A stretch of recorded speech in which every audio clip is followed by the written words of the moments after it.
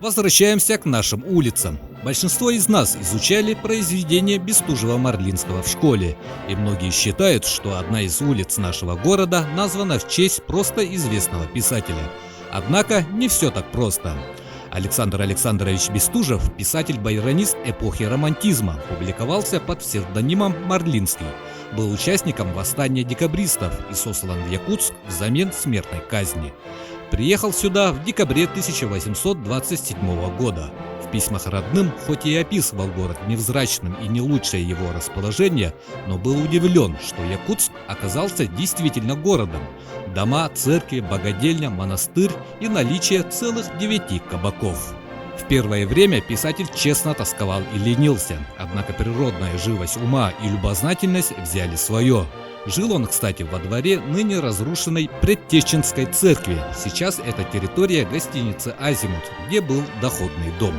В письмах к матери и сестрам среди просьб прислать книги или сукно хорошего качества все чаще появляются описания Якутска и его жителей.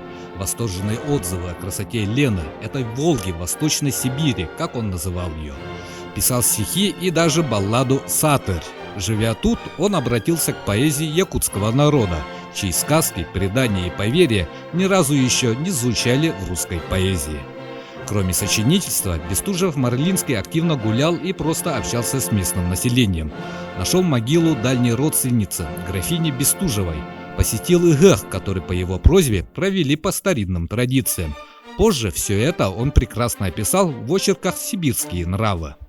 Александр Александрович уже начал думать стать этнографом и изучать местные народы, однако уже в июне 1829 был переведен на Кавказ разжалованным рядовым.